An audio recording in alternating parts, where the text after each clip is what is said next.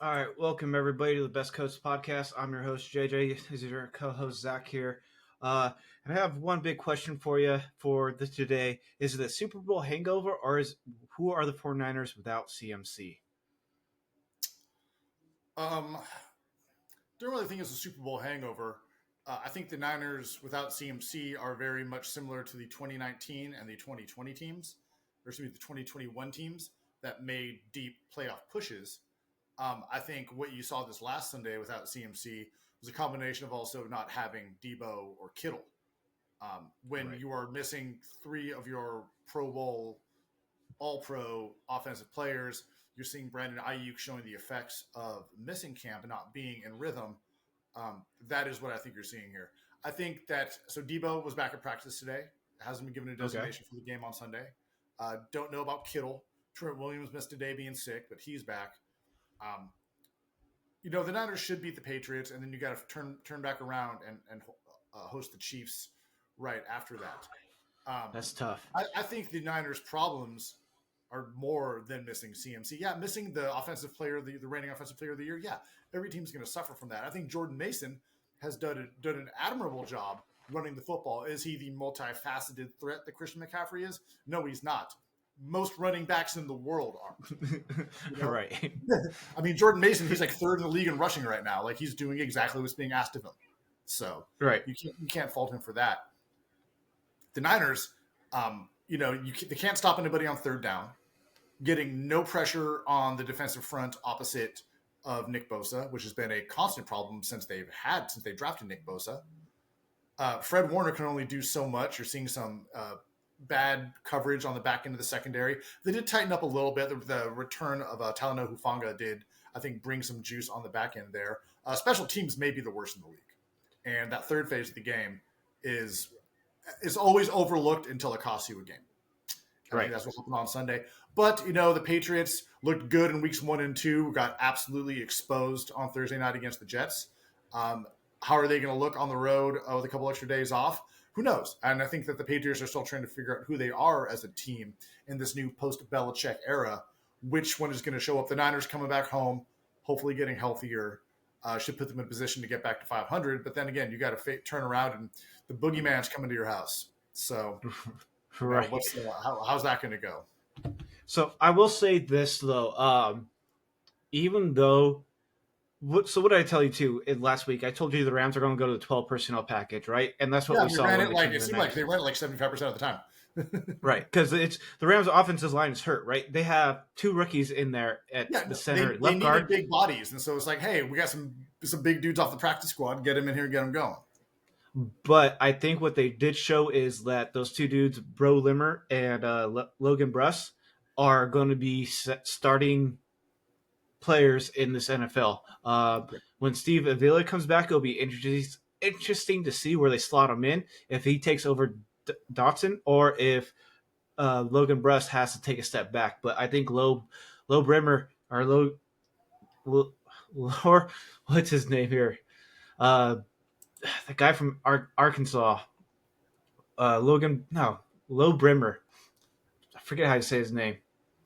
I forget. I can't find it right now. But yeah, he's going to be He's going to be the Rams starting center. I think he's kind of proven it in these last 2 games that he can hold up with some of the best. Now, he did. I think in 29 pressures, he allowed 1 in, and that was a sack by Hargrave. But Hargrave's a top tier defenseman. He is. He's a high level interior defensive lineman. Yeah. So I think doing that as your second game in the NFL as a pro, I think that earns you a starting job personally. I'll agree with that. I mean, I think the Rams are unfortunately in a position is that they need to the 5 best offensive linemen they have. They're probably gonna have to mix and match. Some guys may be playing not their natural position, but if there's any positive that comes from having 3/5 of your starting offensive line on the IR, is younger guys are going to get reps and they're going to get experience, and that's only going to be Right. beneficial down the road. Um, Right. who's the Rams offensive line coach? I forget his name. He's been there for the last 2 years. Okay. I have to look it up. Well, he's definitely got his work cut out for him here, trying to having to Tetris this line together as guys get healthy and bring people back in. And you might have to manage snap counts. You might have to. Those young dudes are probably still going to have to get rotated in on some plays as some of these guys come off the injured reserve and get back at it. But I will say it was an Wendell. admirable job. I mean, Stafford looked very uncomfortable in the first half. He Right. did. But I will say that they made some adjustments, bringing in, the tight ends that they did, running that 12 personnel, getting guys in motion, just enough to chip a guy and that extra half second. And we all know in the NFL is all it takes is that extra breath to get a pass off. That makes all the difference. So in the first half, too, Logan Bruss broke his right hand, or broke some fingers. So he played the rest of the game. He came out for 3 snaps. They set him, they taped him up, and they put him back out there. Exactly. So Ryan Wendell is the Rams' offensive line coordinator, or offensive line coach. Ryan Wendell. He was played for 8 years with the Patriots and Panthers. Okay, I thought maybe he played for the Packers or something, but yeah, well, he's earning his paycheck this year for sure. Yeah. Honestly, ever since he came in, I've been really happy with the way the lines looked. Even when we've been beat up, the lines looked decent. It hasn't looked phenomenal, but they've been beat up all year. Like, what are you going to fucking do? The amount of injuries they have, decent is, yeah, that's definitely acceptable considering the level of injuries they're dealing with. So right, and honestly, with the strength of the Niners defense, I thought they looked outstanding. I'm happy with the line. Yeah, Stafford had to run around a little bit, but that's because that's the first game fucking playing together. I don't know if you heard it on the announcers. They've had 3 different lines again this year in 3 different weeks. They haven't started the same line combination in any game yet this year. That will change next week, though. So this will be their first. I think that you got to go with what's working here. And these guys, I think, played an admirable game against a pretty tough front. The Niners did have to keep just rushing forward to drop guys back into coverage. Devondre Campbell is 100% a liability in the pass game. It just really shows how much the Niners miss having Dre Greenlaw, because Dre Greenlaw can play in the middle, do what Fred Warner is doing right now, and Fred Warner is the best coverage corner, best coverage linebacker in the game. Right now, Fred Warner's trying to be 3 places at once in coverage, on the line and in the backfield. And it's just the guy. He's awesome and he's great and he's a Pro Bowler. He's probably top 3 at his position, but that just doesn't work. Right. Well, I mean, talk about having bad linebackers. At least you're not stuck with the R2 line fucking backers, Troy Reader and what's his fucking name? Dude, you were sucking Troy Reader's dick at the beginning of the season. No, I wasn't. I said I said he comes in at the very fucking end of it. What I said was I liked him better than Ernest Jones. Leonard Floyd or Ernest Jones because he can drop back and actually covers the ball. But he's a bad run defender, and the Rams are the worst run defense in the league right now. Yes, actually, I'm planning on taking advantage of that in fantasy this week. So, well, who knows? I mean, the Bears don't got a run fucking game.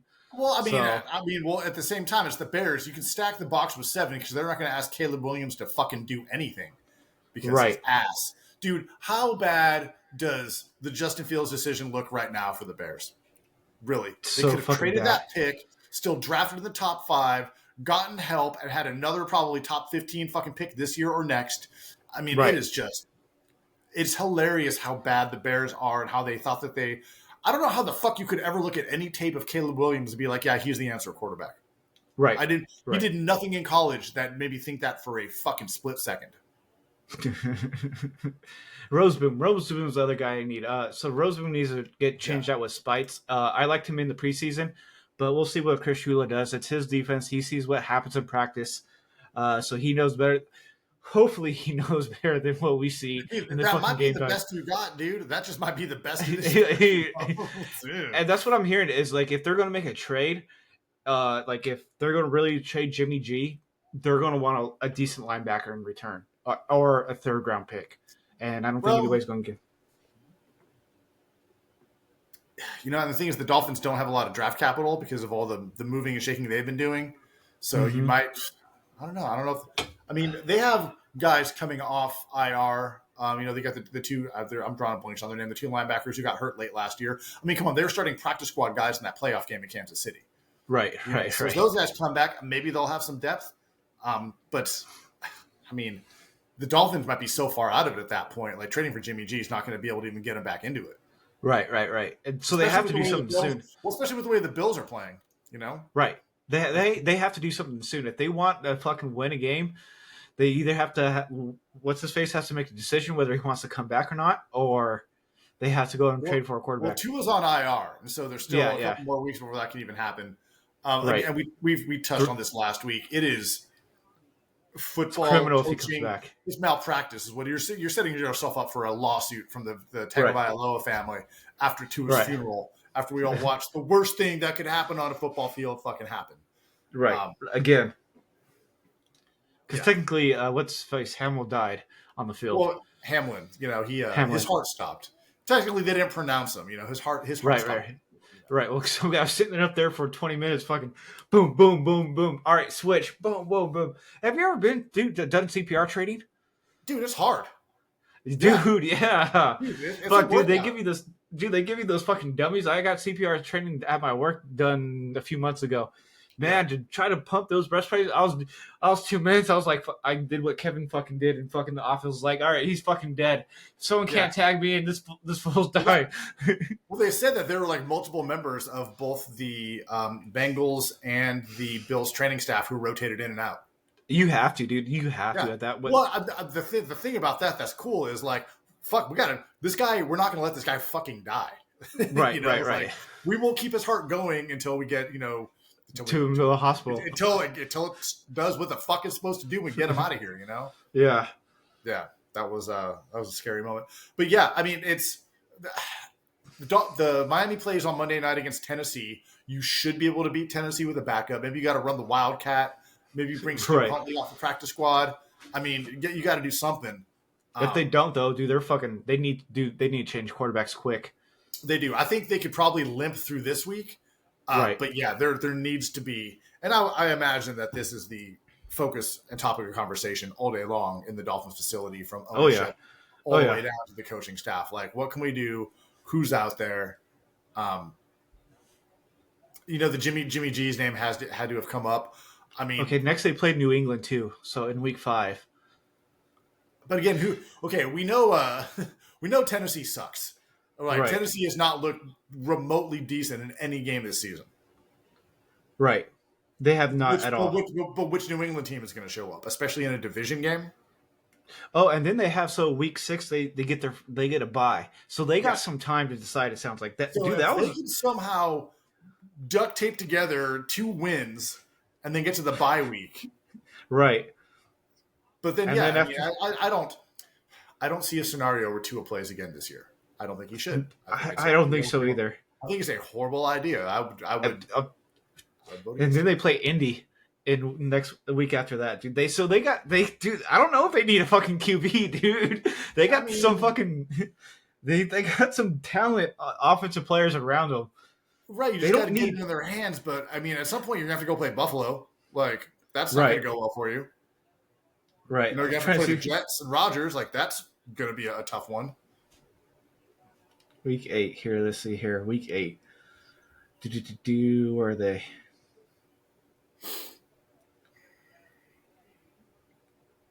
Then they play Arizona, so that's the tough one right there. But they don't play a tough opponent until Week 8, I don't think. But I mean, and who knows what Arizona team is going to show up? The one that fucking beat the Rams by 30, or the one that struggled last week in Seattle? Yeah, And then who knows what the Patriots are? Week 4 normally is like the demarcation the balancing line where you see, dude, there are still so many unknowns, with the exception of Tennessee sucks. Right. Carolina and the Giants look like they still suck. If Andy Dalton does that for a second week in a row in that sorry ass division, like, dude, who knows? Who knows? Now let's face it, they did do this against the Raiders. I mean, the Giants are hanging in here now. So I mean, and they're not always getting stops, but they're hanging in. They're hanging in, and their defense is their strength. Right. I really just feel like this is just McCarthy just fucking. It's like a monkey trying to fuck a football. Watch them try to manage a game, dude. It's just, what are you doing, bro? Like, how the fuck did you win a Super Bowl? Right? You know, like it really is just, yeah. So, oh, you're off. You're offside, son. You are definitely throw deep. Throw it, Dak. Throw it, Dude, Dak. Run, run. this near side fucking referee can fucking hawk that fucking thing into the fucking air, Yeah, dude. did he hit that fucking hash mark with that? He did, dude. Dude, he throws it up in the air, dude, and the play's still going on. Dak Prescott throws a fucking ball. The fucking ball drops on the ground, then the flag lands, dude. He's fucking hawking those things up in the fucking air, man. Oh, but they held on it because they're bad at football. Right. Well, dude, they're going up against a fucking solid. This line's They are, but worse than it's the Rams like, line. it's, you saw that he was off. Well, maybe if you were actually looking at the guy who's supposed to be blocking their number 60, that might have been Right. Yeah. Yeah. Oh, we forgot who'd you take over this? By the way, it was they were at 5 points. Giants, Giants were +5, so they got given 5 You points. know what? I took Dallas because the Giants can't fucking score. Right, I took the Giants. I forgot to do this. Whoops. I was so busy doing fucking homework before this got on. But yeah, god damn. Yeah, their Cowboys line is so fucking beat up that they're going to have to do something to get actually win this, keep this game, keep Dak Prescott off the ground. They're going to have to hold like every play. I feel like. Well, Dude, I mean, talk about a fucking awesome fucking being on every play, but it's like at the same time, I always feel like with the aggressiveness of that front four, like take advantage of it, call some draw plays, like dude, right. a little play action, a fucking bubble screen, something like that.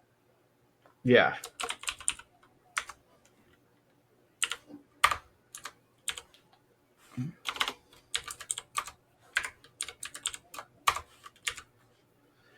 So, as this game ticks into overtime, you ready to talk about some baseball? You mean halftime? Yeah, halftime. Sorry. You ready to talk about some baseball? No, let's do our picks. I don't want to talk about baseball. I need a minute before I get picks going here. That's why I was going to say, do you want to talk about baseball? We can talk about Otani. I can't talk about the A's till the end because that's just going to be the end of the night for me. Okay. Then give me a minute here. Sure. I wish there was a fucking pause button on this fucking recording shit. There's just a stop. I can cut it out later, so we'll call it at the 18-minute mark. Okay. And I'll cut it out later. All right, because I totally forgot about this.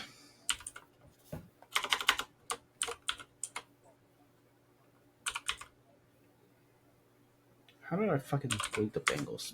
Whatever.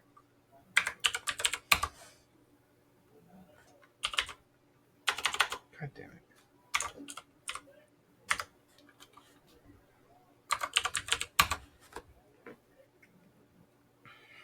Dude, I still can't believe the fucking Bears are favored by 3 points. Yeah. Again, it's one of those things where it's like, okay, I get that some algorithm and some computer program spits that out, but my eyeballs tell me that by watching the Bears, they're not good at football. Right. So I wonder what the sports books are thinking, because even the Vikings are getting 3 points at Packers. That makes sense because Jordan Love practiced today in a limited capacity, but still doesn't have a designation for the game, so no one really knows what he's going to be able to do. Honestly, I picked the Vikings already. No, I'm picking Minnesota too. I can't believe the fucking Colts are only 1.5 point favorites. Or, sorry, only -1.5. I feel like the fucking Colts are going to get fucking dog walked personally.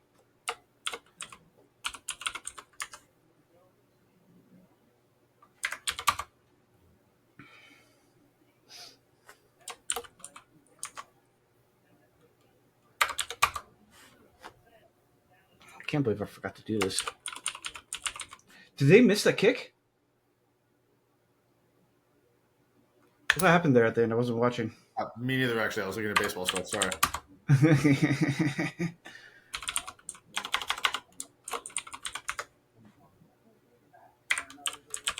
Dude, Jets are minus 7.5 against the Broncos.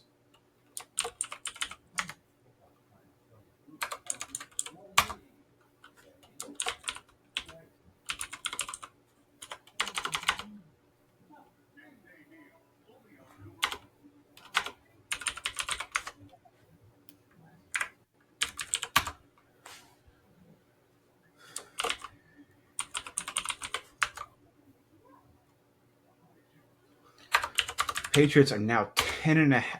They're giving the Patriots 10.5 against the 49ers.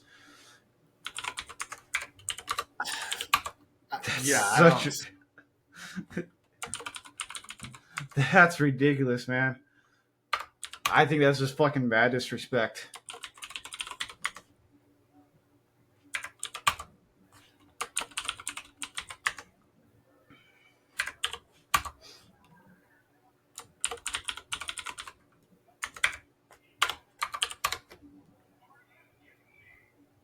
Yeah, anything over 7.5, I feel like is just disrespectful. Then when you get into fucking double digits, you're fucking your team's fucked. Yeah, I mean, I get it if it's like late in the season and you're resting guys and people are hurt. Like, yeah, you're gonna see a couple of those, but it's fucking Right. week 4. It's because the books still don't know. Yeah, we still don't fucking know anything.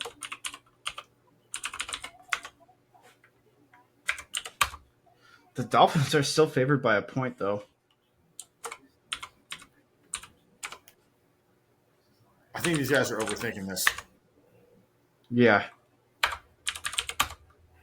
Dolphins don't have a quarterback. The most important position on the field.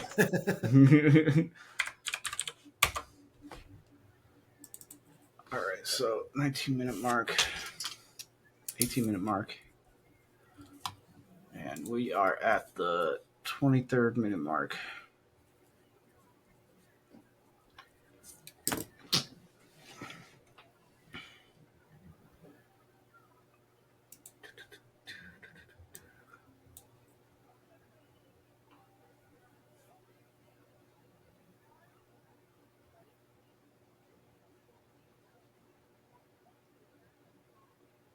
All right, you said you wanted to do the picks. Let's do these picks.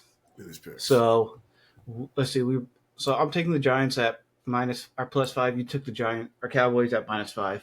Next up, we got Saints versus Falcons, and Falcons are favored by 2.5. Saints will cover that. You think Saints cover that?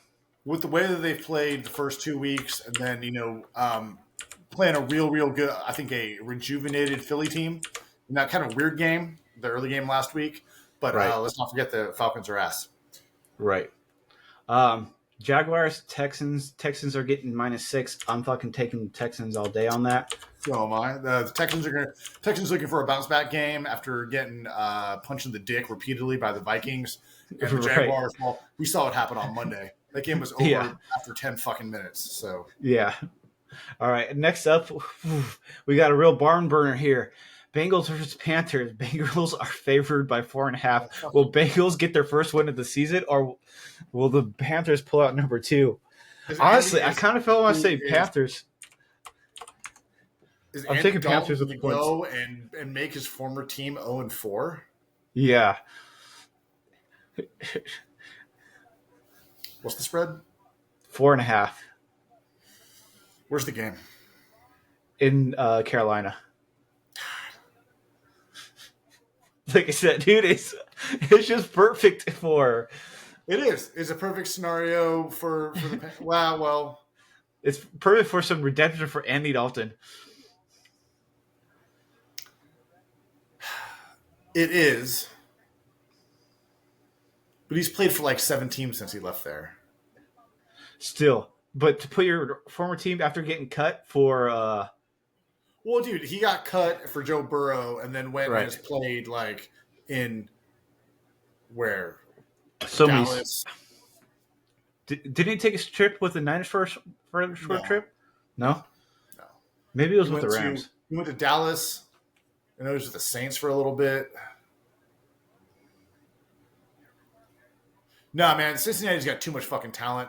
They've got to. They need the win, and I think that just from a talent perspective, they have too much. I think a lot of what happened in that game is that the Raiders 100% overlooked The Carolina, Panthers. and a lot of that is on Antonio Pierce. I think a lot of that is also on the lack of veteran leadership on that team.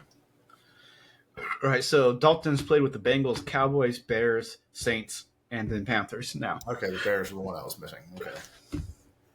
All right, so next up we have the Rams versus the Bears. Somehow the Bears are favored by 3 points. I don't get that. I didn't get the fucking Cardinal ones. Makes no fucking sense to me. We've all yes, Bears have a talented defense and they got some playmakers on offense. Robadunze is still limited in practice, and as we've touched on a couple times this week and every week, they have a liability at the most important position on the field. And Caleb Williams, I think I'll probably throw a touchdown pass in the NFL before fucking Caleb Williams does. My dog was probably good. Huh? Didn't he get one? No, that's he finally got his first one last week. You're right. It was late in that garbage time game. Yeah. Yeah. And then Odunze and him fought over the ball. Right. Odunze still being limited in practice. Their fucking defensive line shot to hell too. Yeah, I just look at that, and from a position by position, talent and experience standpoint, the Rams are a better coach team with better talent, with more talent, especially at the quarterback position, and they just gutted out like a big division win, come from behind against the 49ers. I think they're going to be riding that high. Yeah, the Rams, fucking 1,000% the Rams. Here's another one that shocked me. Vikings versus Packers. Personally, I think the Vikings are a better football team, even with what's his name coming back to the field. They showed what they can do in defense. All three games so far, they have not wavered. Their defense has been rock solid. Dude, their defense is beastly. That's why I'm taking the Vikings. Yeah, it's going to be in Lambeau.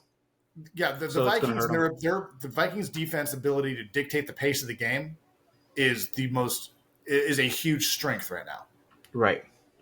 So I agree that that's going to happen. Sam Darnold, he hasn't been tasked with the dreaded game manager tag yet, but all he's doing is executing that offense to perfection. And Kevin O'Connell is doing a great job dialing up plays and getting guys open. Vikings for sure. Exactly. Okay. We're both on the same spot here. Next is what I'm shocking is so low, but maybe because the Steelers can't score. Steelers versus Colts. Steelers are favored by 1.5 points.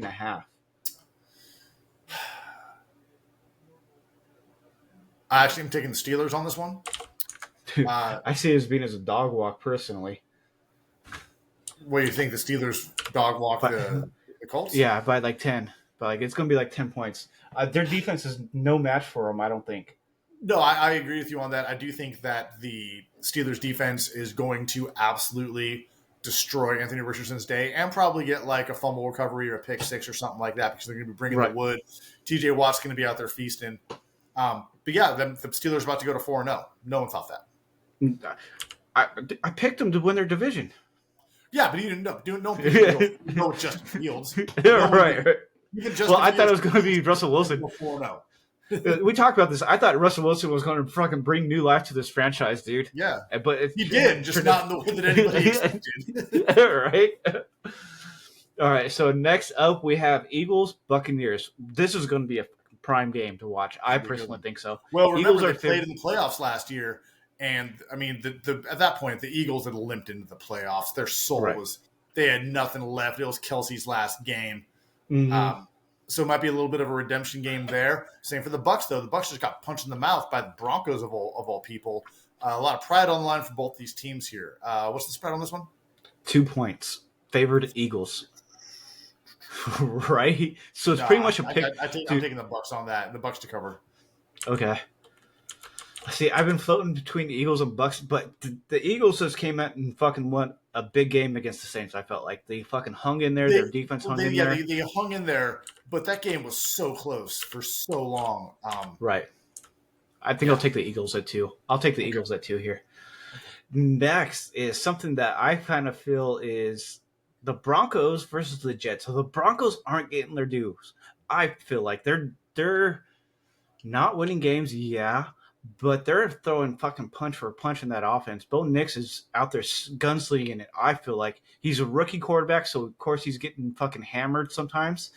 But man, they're I think the Broncos at 7.5 points. I think that's a little uncalled for I was gonna at say this that's a point. little high. That's a little high. 7.5. Yeah. I'm taking the Broncos at 7.5. I'm gonna take Denver too. All right, next up we got the Commie Commanders versus the Arizona Cardinals here. I'm gonna. How many Three and a points? half, 3.5 for the Cardinals. So yeah, 3.5. No, I'm taking Washington on this one. Me too. Huge win on Monday night. Huge. Jaden Daniels is praying to all of the different deities out there that he did not end up getting drafted by the Bears because he's in Right. such a better situation. Dan Quinn is doing exactly what I thought he was going to do with the young players on that team, and they're playing for him. And they Right. came out, and that offense looked dynamic and multifaceted. And I'll let you take the reins on this one. Patriots, Niners. Niners are favored by 10.5 points. No, not the way they've been playing. Their game will be closer than that. And as we talked about, which Patriots team is going to show up? The one that got just marched around the field last Thursday night, or the team that won in week 1 and took Seattle to overtime in week 2? You know, I'm I gonna. think the long week works in their favor, and that's why they're going to keep it within 10. I'm thinking the Niners are so pissed off right now. Shanahan's got that team fired up. Same thing with Williams, Trent Williams, and the fucking offensive line. He's like, "What the fuck are we doing right now?" I think Purdy's going to come out there and put up points, and their defense is Well, going to come out and put a stop. You got to remember the Rams offense is one of the more dynamic offenses out there, it is, but even without. they got beat by fucking backups, and to me that is a problem. And I'll reiterate what they said earlier. They are weak on the back end of the secondary. They're getting no pressure on the other side of Bosa, and they're asking Fred Warner to be 3 different places at once. And I don't see any of that getting better this week. I do, I do. So you got to remember what I say. You give McVay a week to prepare. It's going to take a mastermind like Bill Belichick to fucking beat a team. It's going. Look what they did in this fucking Super Bowl. They held each other to fucking field goals, Yeah. right? It's McVay is one of the top-notch offensive coordinators. Shanahan's one of the top-notch offensive coordinators. I don't see the Patriots' defense being all that fucking great that they said it was going to be, and I don't see their offense being all that good. I think they got luckies in week 1 and 2, and then the Jets showed them what an actual defensive team like the 49ers can do. And so I think this is I'm taking the 49ers at 10.5 here. I really think the 49ers are going to come out and throw their fucking weight around again. They're like, we're top dogs in the fucking West for a fucking reason. And let's Well, go show it to this I team. hope I lose this one then. But after what I saw last week, no, And you got to remember, too, the Rams Niners are a divisional game. They know each other better than, I get that fucking. everyone's dick gets a little bit harder for the divisional matchups. I get that part of it. I just was really disappointed with their lack of ability to adjust on defense, especially in the fourth quarter. That was a huge Right. issue right there, and it makes you really question what the hell Nick Sorensen is doing. Um, That was an interesting fucking kick. how was it, actually? That was a pretty good fucking kick. No one knew what to fucking do there. That's what happens when you bring in a soccer player to fucking play football sometimes. Sorry, guys. As we do the stream, we watch the fucking football game live. Right, And Aubrey just fucking did neither of the. us have what you call a good attention span. So, Right. yeah. Audrey just did the fucking weirdest fucking kick I've seen as a kickoff so far. So doing that weird squib kick, dude, that ball fucking sat there and fucking spun like that, dude. They did. No, that's an interesting move. All right, next up, we got another fucking laughing stock here. Browns versus Raiders. Raiders are favored by 2.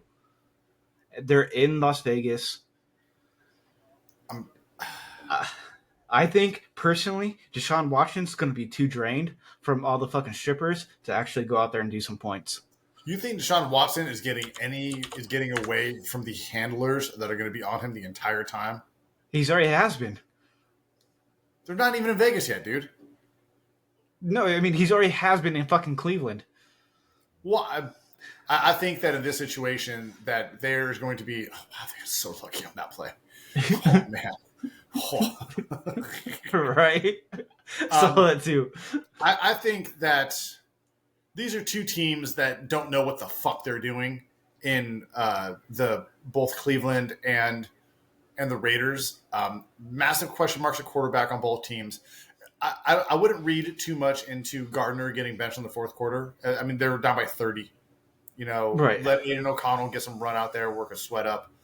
Um, I do feel like, from a skill position perspective, The Browns are that, better. that the Browns are better, and that Myles Garrett, even though he's dealing with some lingering injury issues, is going to go out there, and whoever is back there, be it Gardner Minshew or Aiden O'Connell or the fucking ghost of Kenny fucking Stabler, the fucking the broken neck bone of Rich Gannon, Myles Garrett's going to be fucking shit up.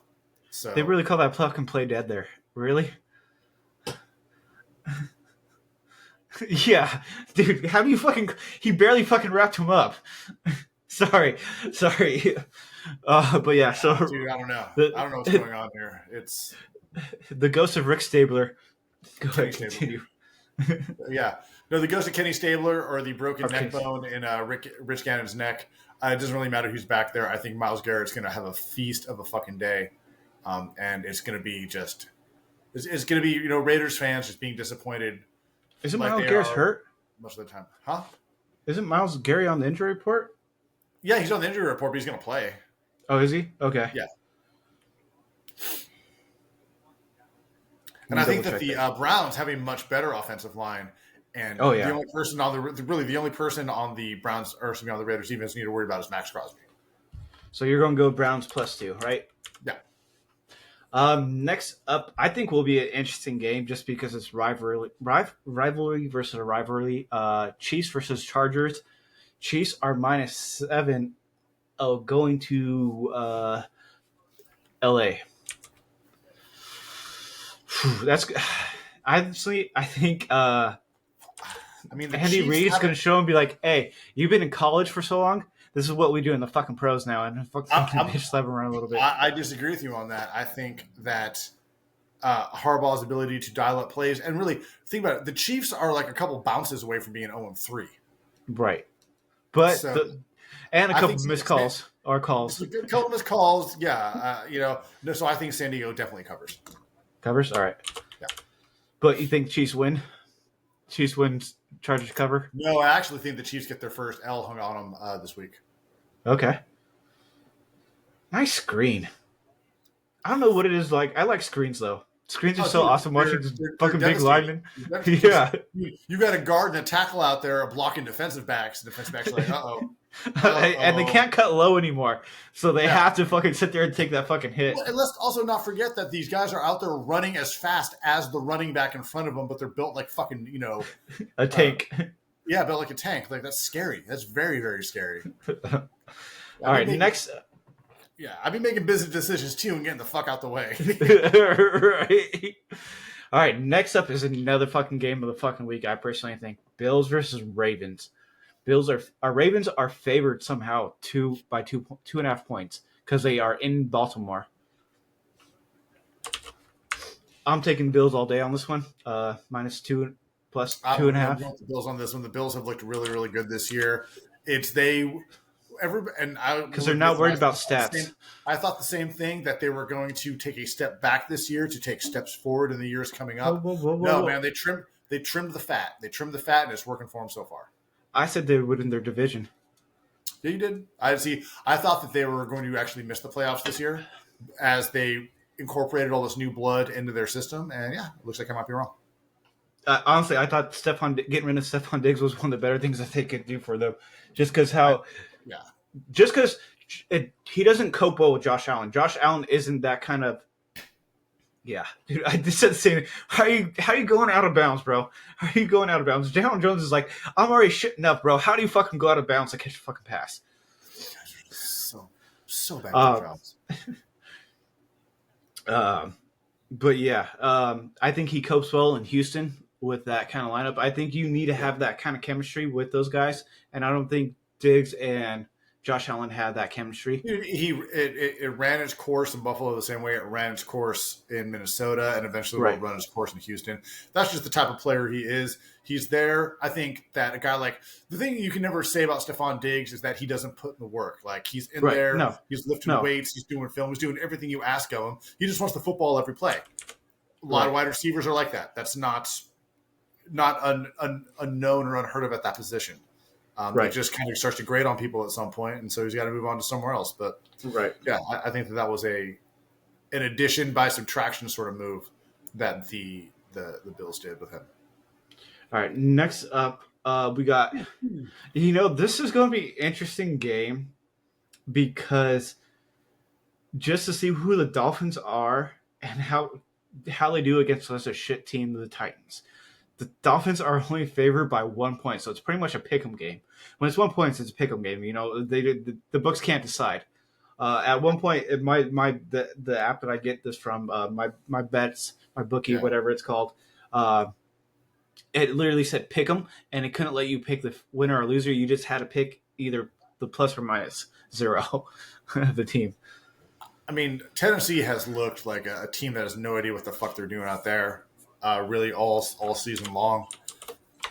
There are still a lot of offensive weapons on Miami, and all, whether it be Skylar Thompson or Snoop Huntley or some dude who owns a Dan Marino jersey and is still in like halfway decent college shape. All they got to do is just get the ball into the hands of the playmakers and stay out of the way. So I think that Miami squeaks this one out. It's going to be an ugly win. It's going to be ugly as sin. But Right. a W is a W at the end of the day. So Right.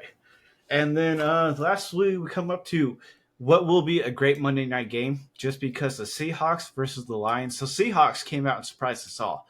We both said their defense is going to look phenomenal. We both knew that. We both knew that coming in. Their defense already looked good with what's his face in there, and we knew that McDonald, yeah. Who's their old coach? Pete Carroll. Pete Carroll. McDonald coming in, we both knew it was going to go up another step because of what he did in Baltimore for year after year. Yep. So that being said, Lions are favored by 3.5 in Detroit. And now Seahawks have had their number, but everybody's had the Lions number over the last few years. So Yeah, that's so like surprising. You could take those old records and kind of throw them away because this is a different Lions the team. brand new Lions. I'm gonna by 3.5. Yeah, 3.5, dude. That's what's throwing me off, dude. 3.5. If it was 3, I would take the Seahawks because I think they would keep this game within a field goal. Yeah, and see that's the question I have. So I think it's gonna be close. These are two very evenly matched teams. I do think that the Lions offense has a little bit more big playability. Right. I'm gonna take Detroit. I'm gonna take Detroit. Dude, I was just about to say, dude, honestly, the only reason I want to take Detroit is because it's prime time in Detroit. I think that's going to tip the scales. Right. That was they were thinking thought for thought here, bro. Thought for thought there. Let's move this over here. Save this. I never got to see who won last week because I totally forgot about this. But we got a couple more minutes to spare here, so I wanted to go back to the Niners-Ram game a little bit, or at least the Rams a little bit before they go on to play the Bears. No one's coming back from injury yet, but no one's whipped back onto it. Another person wasn't added to the injury list this week. Everybody's fully practiced. First time in 3 weeks, or first time, honestly, in about since July. Someone hasn't reported an injury that's going to keep them out from practicing. So that's big news there. The other big news is Stafford got his 36 come from behind victory, game-winning drive.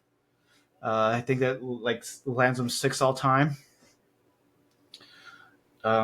Cooper Kupp is out of a cast. Apparently, they put him in a cast. Was he in a cast or a boot? They put so the words that all the reporters are saying, they're using the word cast. Okay. So he was in a cast. So he's out of the cast, and Nakua is out of the boot, and they're both practicing. So they're both looking like they'll come back next week. Uh, Nakua can't come back until the fourth game, which would be week 6. So, and the week 6 is the Rams bye week.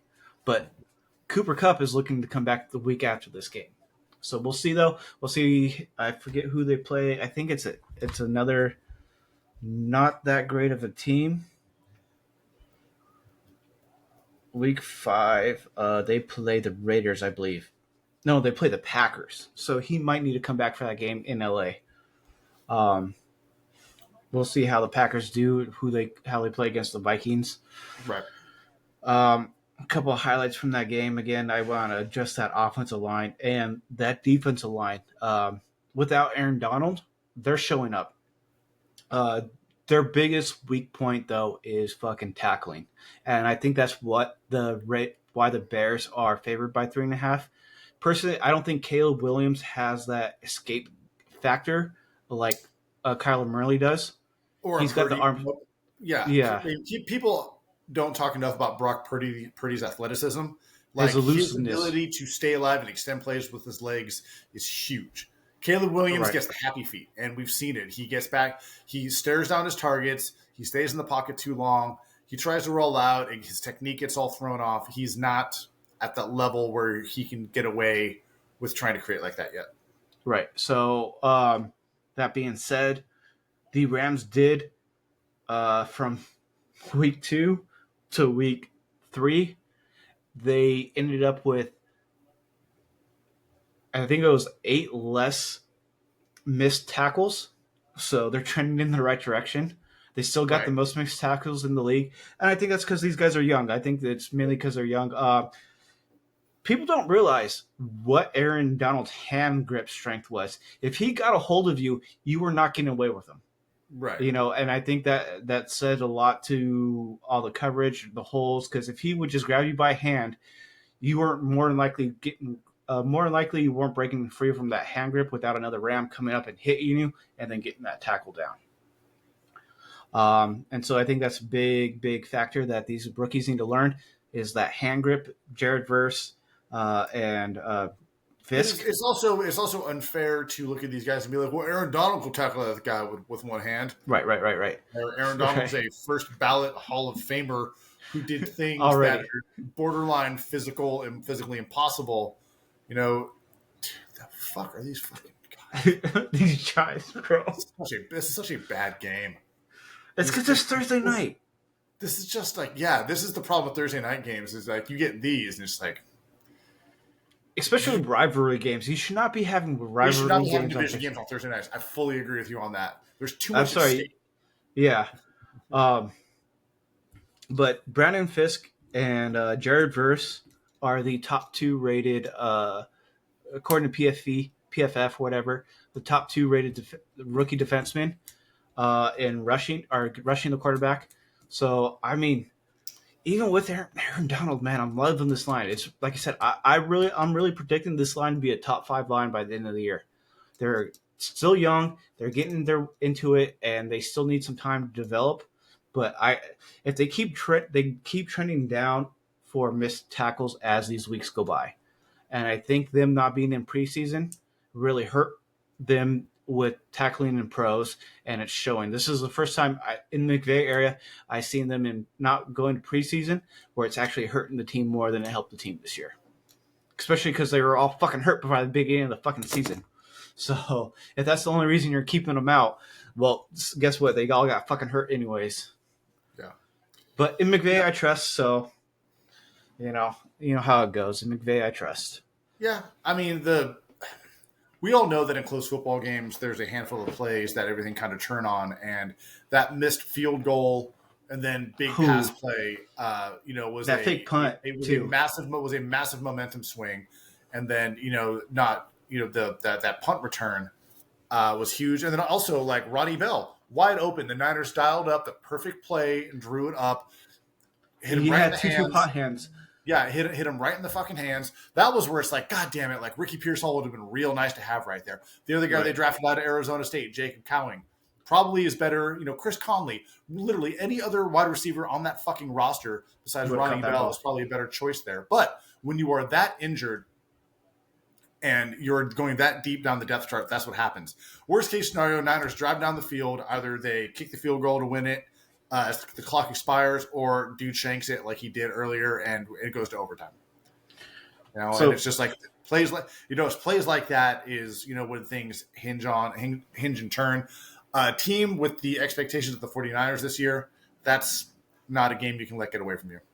That's too bad. Like they got punched in the mouth by Minnesota the entire time week 2. Hey, that happens. But the Niners had that game pretty well in hand, going into the fourth quarter.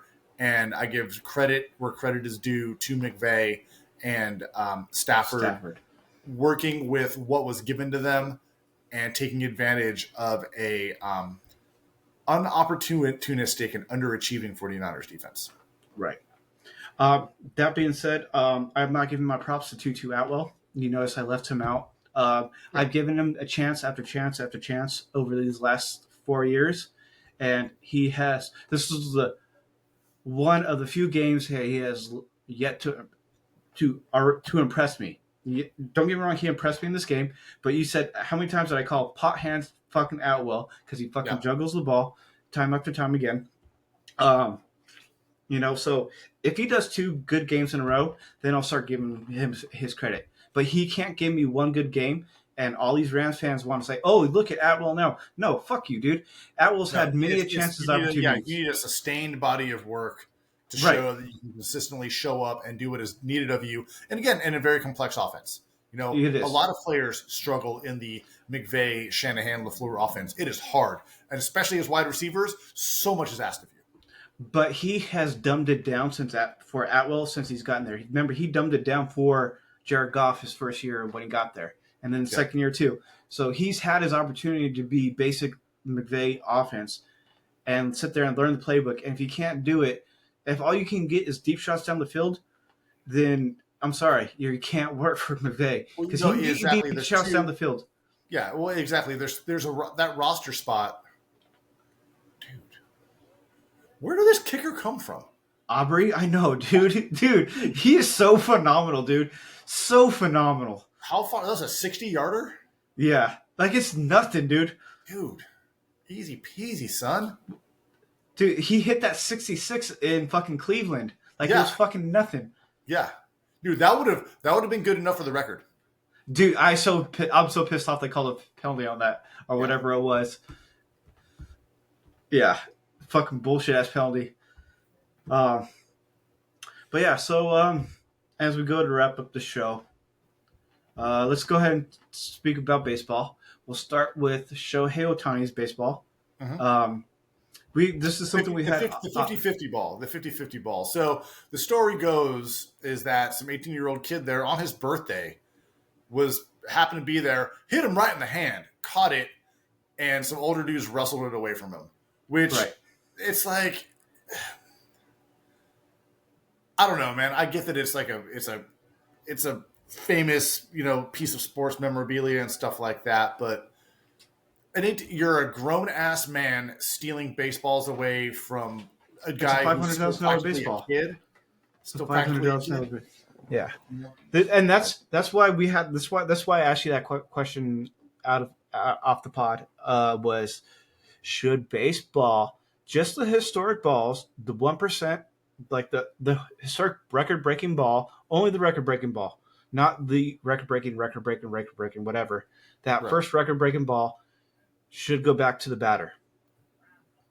Yeah, I think this is more of an issue of people being terrible and looking at things like this as it's not about like the memorabilia and keeping the cool stuff. It's about money and greed. It's about the money. No, don't get me wrong. The fan should get compensated. I think $100,000 and next year's season tickets is more than enough for a ball like that. Well, I mean, the fan should be allowed to hey, I don't live here. I don't want fucking season tickets, but like an autographed bat or something like this. Like, you're the fucking Dodgers. Let me get some postseason tickets. Something like that. I mean, again, to teach their own, they can negotiate.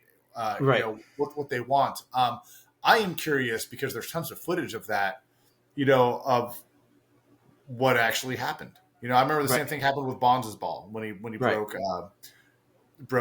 Hank Aaron's record. I think in these sort of situations, like, I mean, I'm assuming that the ball that, every time, Shohei came up, I'm assuming that there was like the ball was marked. There has to be like an RFI. And I mean, there's got to be a way to kind of start sorting these things out a little bit better. Right. Besides counting on people to do the right thing, which we've all learned and seen in the world, you It cannot doesn't count on happen. people to do the right thing. Yeah. And it's unfortunate, because this should really be a thing that is like, dude, it's the 50-50 club. Like, that's crazy. Like, there's not another player Right. out there that It's the first time it ever happened. Look, there's probably some kid fucking playing shortstop in the Dominican Republic right now with like a cardboard, baseball glove who's going to go like 60-60 one year, Right. But until then, like, let's breathe in and really appreciate what we're seeing here with what Shohei Right. Ohtani is doing is absolutely unheard of, man. Like, it I thought he really was missing a truly. toe, No, but you're there's fine. There's 5 toes. Yeah, I yeah. thought he was missing a toe for a second. Sorry. ADD kicked Stop, like, in. Yeah. Sorry, ADD kicked in there. no, and it's like, and now there's like auction houses and like lawyers, and like, of course, it has to be in fucking Florida. Like, Florida man strikes again, and it's just like, Right. it takes the magic out of it, and that's the frustrating part for me. I personally hope that like it gets settled, and like the 18-year-old kid who caught it, Well, so the judge threw it out. The judge threw out the case already. It was ruled today that the judge threw out the case. Oh, okay, I hadn't read that yet. Okay, good. Yeah. Good. It should be thrown out. Like. So the old man, the guy who's auctioning it up for $500,000 is the old man. Well, cool. Well, I hope that he has nothing but bad luck for the rest of his life. Same. Karma's a bitch. Karma's a real motherfucker. Hey, Brett Favre, looking at you. Mm-hmm. Parkinson's. Sorry, what? How convenient. You know what's weird is he went for like a sympathy ploy, kind of like how Trump does with all those assassination attempts, and everyone's like, nah, fuck you, you're a dick. You're a real asshole. Sympathy for assassinations. I love it. I'm sorry, dude. Dude, look at the last assassination attempt at the golf course. Everyone's like, dude, didn't even bat an eye. It's like, yeah, people don't like you. Like, people can probably shoot you, It's because he stands for this, and that. It's like, nah, man, it's because we're again, in Florida, fucking a gun-hungry, violent, greedy society. Yeah. And thanks for coming to my TED Talk. Hold on here. I got some. I don't post on social media very much because I don't really do anything that's worth sharing. So I posted on social media twice this week, which for me would be considered a flurry of activity. But I put some background music and I put the Moneyball song. So. Dude, I think that's hurting the franchise so bad. Is that Moneyball slogan? I mean, not a lot of teams get movies made about him. Starring Brad Pitt as Billy Bean. So today was the. I'm trying to get through this without crying. Today was the last A's game in Oakland, and since we started this pod, we've discussed it a lot about how just fucked this entire situation is. It's completely avoidable, completely unnecessary. The fact that John Fisher, the majority owner of the A's, came out and said, well, there's nothing I can do. I call bullshit on that. You're the owner. You can do whatever you want. You don't have to move. Like, this Vegas deal is not going to happen. You're not going to play there. There's no financing. There's no location for the stadium. You guys are having to sue a teachers union to keep the state of Nevada from voting on it. That's how little people want you there. And instead you're going to go after 57 years in a beautiful city in the Bay with a rabid fan base. Might not be the biggest, but you can't say the A's fans aren't rabid. And to tear it away from them in this manner, to go play in a AAA ballpark in Sacramento is like beyond a travesty. And the fact that MLB has let it get to this point and let people sit around today and like shed tears, from Dallas Braden in the booth to players on the field to fucking guys fucking battling alcoholism in fucking Minnesota, sitting there and just shedding tears over it, man. It's fucking horrible. And it goes back to what we were saying earlier about the Shohei thing, like the greed. How much money's enough? How much is enough? None of this is okay. like I sat here today and watched that game just in fucking disbelief. And the beautiful thing about it was I had a bunch of friends that went. The morning when they opened up the parking lots, it was gloomy, foggy, and overcast. But as the stadium gates opened, the sun came out, and it was just one of those just beautiful, just blue sky California days. And it was like, if this is how it's going to end, you know, at least it's going to be nice out. So And they walk away with a victory. they did.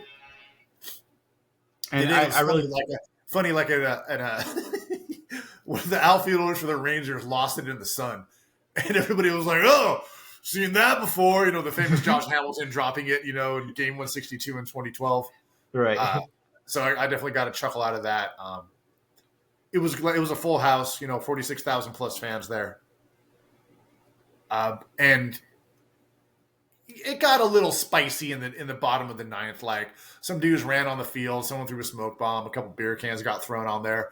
Oakland PD came out, and then everybody settled down because Oakland PD ain't nothing to fuck with. You know, like there's lots of songs written about them by barrier rappers for a very, very good reason. Right. But when they got the last out, dude, like nobody budged. Nobody went for the doors. Everybody sat there and kind of drank it in. And I thought Mark Kotsay did a real good job giving a speech at the end. I like his speech. I don't know if he's going to have a job in a week. Like, because he was, you know, behind closed doors that coaches, players, and everybody was like, what the fuck you mean we're going to go play in Sacramento? Oh, yeah. Like, I've already in a fucking AAA stadium. I played in minor league parks to get here. What the fuck are we doing? You know, I still, Damon Bruce, local radio personality, does a show on YouTube now. He has said, and part of me wants to believe it, is that he's like, we haven't seen the last A's game in Oakland. And I do think that after a couple of years, John Fisher is bad at everything he does. He's not going to be able to get a stadium deal done in Vegas. And he could have sold the team today and made, you know, $500 million in profit. Mm-hmm. Why he doesn't do that? Why he doesn't do that? I mean, there are multiple sets of owners of rich people out there, former players, tech guys, Joe Lacob, the owner of the Warriors, people who would line up and write a check for that team right now, who I think the fraternity of MLB owners would be much happier to have than John Fisher and his revenue sharing, no money spent in ass. So part of me does hope that in a couple of years, like that story would be pretty cool. Like, hey, Vegas deal didn't get done. Vivek Ranadive can't, you know, he's too brown to buy an MLB team. So they're going to sell it to some fucking white guy, bring him back to Oakland. That first game back, like, I had an opportunity to go to the game today. I have some friends who went, and they're like, hey, we got a ticket for you. But, you know, the last game I went to a couple years ago was A's won. Had a good time, hung out on the bleachers. And, you know, I'm okay with that being my last memory of going to the Coliseum, you know? Dude, that Coliseum, man, I've had some great memories. Some of the best baseball games I've ever been to is in that Coliseum. I mean, I just, like, core memories, like, so many good times and so many memories, man. And, again, just the whole way that this thing has gone down, it really just leaves a bad taste in my mouth and a lot of people's mouths. And I will say that the majority of other baseball fans are like, yeah, man, this is fucked. And yeah, there are a couple guys who like to chime in and say stuff like that. And, you know, I got put in Twitter jail the other day for some responses I had. Hey, you know what? You want to talk shit? Like, we can talk shit, dude. Like, well, what are you going to do? You're talking shit on the internet. I'll be on the Bay in a month. Give me a time and place, dude. Like, I'm about that action, man. Like, let's do it, you know?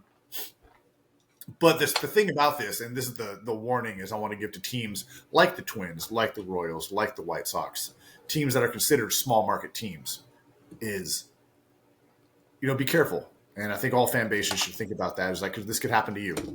You know, you can. The fact that not a single owner voted against this, like the Dodgers or the Angels or the Padres or Arizona or Colorado, you know, or Seattle, you know, voted against the fact that every team voted yes on it because they need to, you know, they don't want to anger Manfred and, you know, be, you know, a team that MLB wants to try to pull out of their market and send somewhere else next. is just really, really unfortunate. And I'm sure that behind closed doors, there were a lot of conversations that were had about that. And I think after today, and they're, well, why do the fans show up like this every day? It's like, man, sit this one out.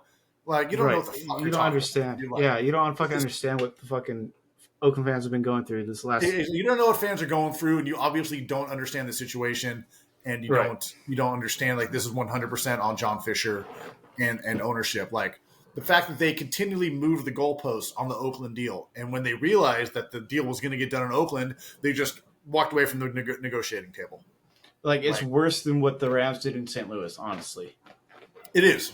It is actually. I will say that it is worse than what the Rams did in St. Louis.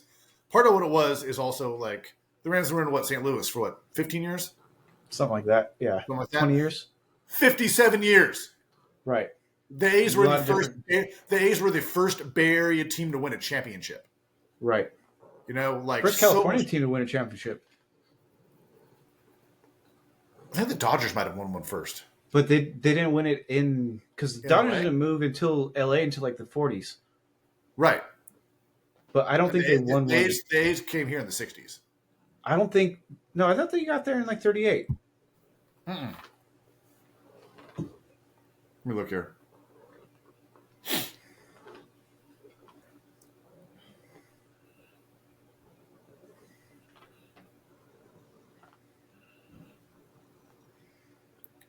So, yeah, it was just hard watching that game today and, like, looking out there. It made me very homesick. Like, I'm a California kid at heart. I'm always going to be.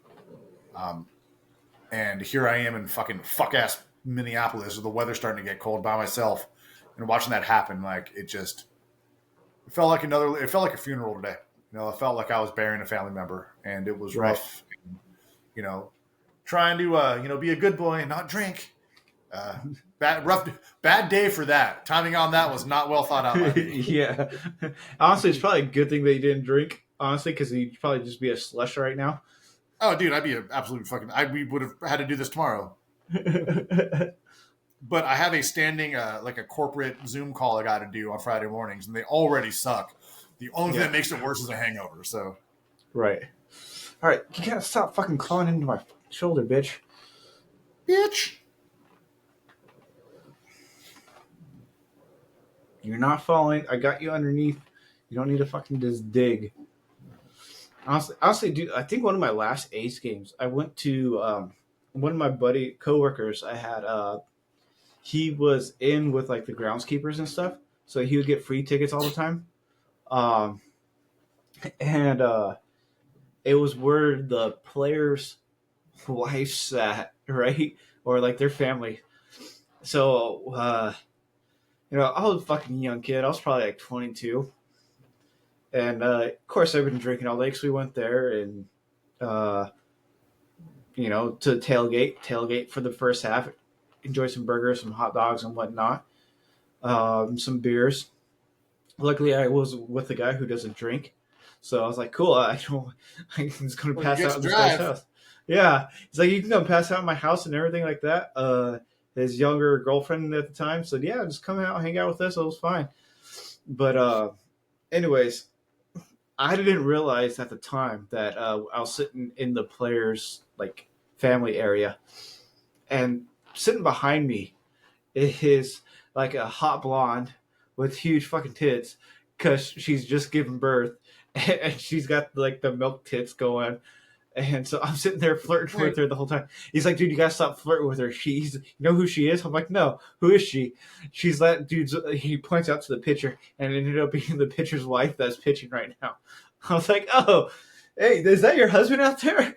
She's like, "Yeah, how did you know?" He's like, "Oh, apparently he knows. Like, apparently these are nice seats." He's like, "Yeah, these are." And the girl started pointing out to like all the players' wives and sitting out there around and stuff, and like those are their kids and shit like that. So yeah, I got to hit on a pitcher's wife, so it was kind of cool. She was enjoying it. I'm pretty sure she was enjoying it because she just gave birth. Well, yeah. Look, I mean, everyone likes the attention of being told that, "Hey, what's going on? How you doing?" Obviously, she was never going to give you the time of day besides hi, and like, "Oh, ha ha ha, you're funny," kind of deal, right? It was getting those vibes because I was putting out my best and I was not getting anything in return besides like a smile. Hey, just give it your best, James. I can't find who the first California team to win a professional championship was. I do know that in terms of the Bay Area, the A's were the first team to win a professional championship in the Bay Area. They won, Right. and then the Warriors won, and then no one won shit until the Niners, Right. the Raiders. When did the A's come to Oakland? 1963. 63. Okay. Where were they before that? Kansas City. They won. Okay. So they're Philadelphia to Kansas City to Oakland to fucking Sacramento. And by the way, people who aren't from the Bay Area, who aren't from California, Sacramento is not the Bay. It does not count. It is not. It's like 3 hours away from the Bay. It's like 2.5. It's not the Bay. It's not the Bay Area. Like, yeah. Just wanted it's to make far. sure on that. People from Sacramento who try to claim that they're from the Bay, bunch of fucking You're not liars. from the Bay. All right, Bunch you're of done. fucking liars. Stop lying. Right. Yeah, you so moved yeah, to Sacramento. It was really interesting, like watching, like, Dallas Braden, threw threw a perfect game on Mother's Day at the Coliseum. Right. One of the classic moments. He also told A-Rod to get the fuck off his mound. Awesome. Like, he couldn't talk after the game. He was so emotional, and like looking at reporters and sports personalities and Bay Area folks who I've been reading their columns since I literally could fucking read, in the Mercury News and stuff like that, and watching them being there and everybody being like, can't believe this is fucking happening, man. Like, this is actually going down this way. And of course, where's John Fisher? Nowhere to be fucking seen because he's a coward ass bitch. Hell no, he's not going to show up there. They would boo his ass so fucking hard. He'll pop up in Vegas, keep asking for more money and stuff because he doesn't want to come out of pocket. He's a billionaire. He's actually one of the wealthier owners in Major League Baseball, but has the stones to go and ask a state to pony up money for a soulless stadium project on the Strip. We're going to be the seventh, option of things to do on your average night in Vegas. Right. So it sucked. Right.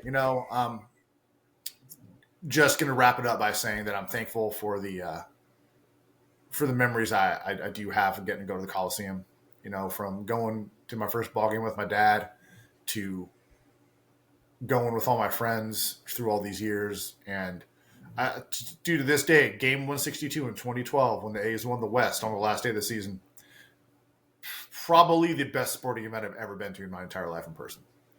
It was an absolutely fucking magical day. I saw a bunch of clips of that today for some reason. That was all over my newsfeed. Yeah, it was. Yeah, man. It's. We've all been to ball games and places and concerts where you can feel that electricity in the air. Mm-hmm. And towards the end of that game, as the A's were socking it away, it's like, holy shit! Like, we're gonna fucking pull this off. Like, this is actually, we're gonna win this game. Like, unbelievable. Like, we're gonna win. Yeah, because it ended up being like 12-2 or something like that. That game, 12-5 was the final score. Yeah, but I mean, it was. We're really gonna win the division. This team of scrappy underdogs is gonna win the division on the last day of the season. It was pretty special. So it hasn't sunk in yet, and I don't think it's probably going to until next season. Right, when you fucking turn on the TV and they're a fucking 17,000 AAA stadium. I mean, I've already unfollowed, most of the A's on the feeds. Like, I have to turn their favorite off on A's. Like, and I've said it before, and I know a lot of people who feel this way. Like, I'm done with MLB. Like, if you want to, the only way that they could possibly ever win my fandom back is to sell them to a Bay Area owner and let them move back to Oakland, and we'll talk then. Right. But until then, it's like, I'm not buying. What if they moved to San Jose instead, like Santa Clara? That would never happen. Giants won't give up the territorial rights. Right. Which is part of the whole problem too. I mean, the Giants went out of their way. Ooh, I've been there. The Giants went out of their way to make it as impossible as possible. Like, they were filing like all these like environmental impact, questions and reports and stuff. Like, well, they can't build at Howard Terminal. What about all this stuff? I was like, man, shut the fuck up. Like, we're about your own side of the fucking bay, motherfucker. Right. Right. They don't realize like how big of a fucking rivalry awesomeness that is to have. Like, who cares if you're the only fucking team in the Bay Area? Well, and here's the thing is, like, the Giants are so fucking mid. Like, them not having a local rival to talk shit to is going to be bad for their brand. It is. It is. I think that's going to make the Giants look worse. It's bad for baseball as a whole. to not have this regional rivalry. It's It is. bad for baseball as a whole. It's no different than like, look, as shit as the Angels are, those Angels Dodger series, I'm guarantee you they're some They're of the fucking most, awesome to watch. yeah, they're awesome, and I guarantee they're some of the most packed ones of the season. Right. Um, Exactly. it's it is just really unfortunate that some whiny billionaire who fucking hides from the media went and ripped millions of people's hearts out today. It did. And that's really what it comes down to, and that's where my disgust really, really, really stems from. And yeah, it's people like, oh, you're gonna get rid of all your A stuff? No, man, like No. wear this shit with pride, man. Right. Because It's it's not going to be there anymore. yeah, it's unfortunate, yeah, today was just really rough. Like I couldn't tell you the last time I cried this much, dude. Like people are like texting me pictures from the game. It's like I have to be on a Zoom call in 2 minutes. Like I need to try to pretend that I have my life together. Like it has been weird. These last couple of weeks have been rough, and this sure is fucking helping. So let me. Oh no, my camera's not working. It's like I went to the gym. Right. They're like, dude, like are you fucking high? I'm like, well, yeah, but why? They're like, your eyes seem real puffy. I'm like, oh, it's kind of a rough day. I've got some allergies or something, and no one really put it together. And if they did, they didn't say anything to me, which Right. I Right. did because, Well, no one's going to know in Minnesota that the fucking. Honestly, it's not even that fucking breaking news. Like, besides the Bay Area, that this is the last day in Oakland. I don't think it's going to really hit the yeah. fans So until it led the ESPN crawler, and if you go to ESPN on your app right now, it's the top thing. right. And I do think that a lot of sports fans, like on Twitter and Instagram and stuff like that, really are coming out of the woodwork, and they're like, "This is fucked up," Yeah. And, Well, that's the thing. It didn't and really hit any news fans until today. it did, and I think part of that too is because MLB is terrible at marketing itself, as we've discussed here several times. In this case, it kind of worked in their favor. But I think next year, when some fucking Red Sox fan, just casual Red Sox fan turns to shit on TV, he's like, "Why aren't we in Oakland? What the fuck is this?" Right. And Yeah. then Where the fuck are they? Well, then I think, and you're going to see players start. I mean, the MLB Players Association still has not signed off on the move, the upgrades they're allegedly doing to the stadium in Sacramento. Right. Players, these guys are accustomed to a certain Lifestyle. well, just certain amenities. These guys are professional athletes. They want things a certain way. Right. They're not. And I hope they don't sign off on it and they force him back to do something else. That I don't know. I think I can see them limping through a year. Like, remember in COVID when the Blue Jays had to go play at their AAA facility in Buffalo? Right. Because of the border restrictions and stuff like that. Yeah. I could see them limping through a year in Sacramento, but unless there's a concrete deal to get something done in Vegas, I can see at that point MLB stepping in and being like, no, this, you sell. You're going to make $1 billion. Joe Lacob has a check. You just need to fill in the dollar amount on. Sell to Joe Lacob. Take your money. We'll give you an expansion team in Vegas, but we're not there yet. So stop fucking around with this team and fuck around with these guys. Oh, he's just a crap. Yeah. So that being said, I do have a hilarious story about the Coliseum. Let's hear it. So this was like 3 or 4 days after the Yoenis Cespedes for John Lester trade. And so this would have been in 2014. And in classic A's fashion, that Saturday game, so what they called Yoenis Cespedes La Potencia, the power. And they had a t-shirt giveaway for a dude who they had traded 4 days before. Ironically, John Lester, like Cy Young Award winner, beat cancer, won a World Series with the Red Sox. That was going to be his first start. So my boy Eli and I are like, yo, dude, let's go to the game. I had a date night with the girl I was dating the night before. Woke up. I don't even know if I was hungover yet. I was probably still a little bit drunk. Went, swooped up my boy. Went to the corner store, got a box of beer, 2 burritos, some blunt wraps, headed up 880. Get to Oakland, pull into the parking lot. We're hanging out. We're drinking beers. We're smoking. We're listening to music. And I'm like, yo, dude, let me get that burrito. And so I like spicy food. I know I look like a white-ass fucking white boy, but like spicy food doesn't scare me to a point. Like Like I don't eat fucking ghost peppers just like raw or shit like that. I'm not one of those fucking guys. So I'm sitting there and I'm eating this burrito, and my homeboy's kind of looking at his, and he's just like, oh, he's powering through it, and I'm eating through it. I'm just like, man, like this one's spicy. And he gets to the end of his, and he's like, man, I asked for extra chili on mine. And I look at him, he looks back at me, and I'm sweating. Like my face is red. And I was like, motherfucker. He was like, oh, did we get the burrito switched? I was like, yeah, man. Yeah, I think we did. At the same time, like, we're drinking a case of beer. Like, I need to eat. So I powered my way through that burrito, dude. Just dying, dude. Like, sweating, dude. Just like my eyes hurt. Like, it was... And he's cracking up. Like, this is the funniest fucking thing he's seen in a minute. It is, dude. I'd be fucking laughing, too. Just fucking dying, dude. Just like, dude, you got to be kidding me, dude. So... Finished off those beers, went inside. Lester threw like 6 innings of like one run ball. Johnny Gomes, who came over the trade with them, drove. Ironically, they were playing the Royals, which is the team that beat them in the wild card that year. But went out to that game, and it was like everybody had their Yoenis Cespedes shirts and was kind of laughing about it. We went and sat down on the right field line, right by the foul pole.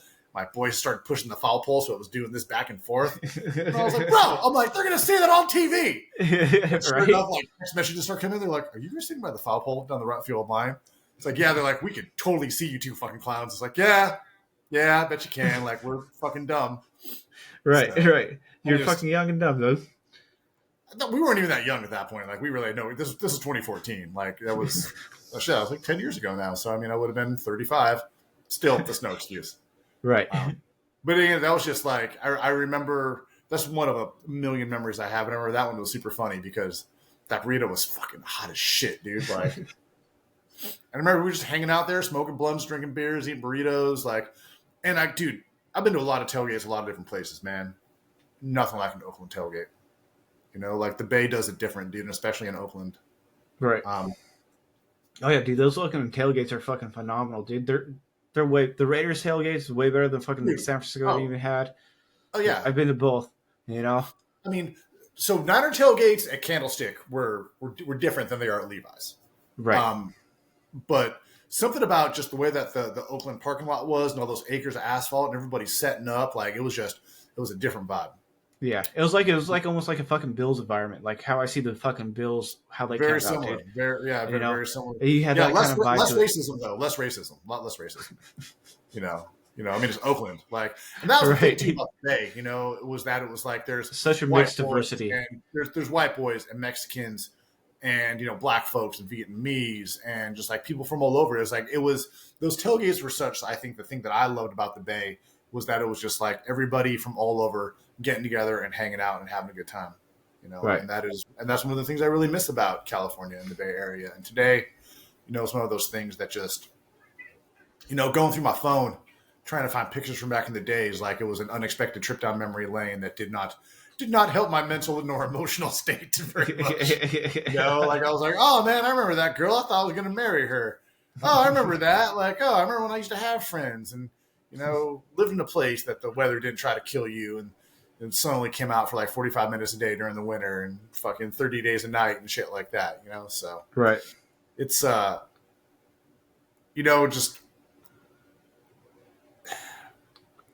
MLB as usual, shot the bed on this. And big time. I know behind closed doors, they have to be thinking about that. I just hope that if the opportunity presents for them to fix it and to make this right, they do. I do too. Real quick too, Stephon Diggs is probably just going to get an IV. I think he's just cramping up. He needs to go get an IV. It's still early in the season. Yeah. It's a short week. It's hot out, actually. It's pretty humid in New York right now. So, yeah, Stephon Diggs is going to get an IV. But we'll wrap it up with that. That was a good feel-good story there at the end. Apologize for the waterworks, man. It's been a rough day. Like, I need an IV. I'm dehydrated from fucking crying all day. So yeah, I need a fucking IV at this point. all Oakland fans are crying, so it's no mistake there. Yeah, and at the same time, it's like people who make jokes about that today. It's like, go say that to an Oakland fan's face today, or these next couple of weeks. See how that works out for you. Right. Right. I want Exactly. to shot that from a moving car. But we'll end it with that. So you guys like, comment, and follow. Anything else to say? Fuck Rob Manfred and fuck MLB. Right on. Remember, the easiest way to make money is to scare you on the internet. You guys all have a good night. All right, so about an hour and 20 minutes there. Now that I'm done with fucking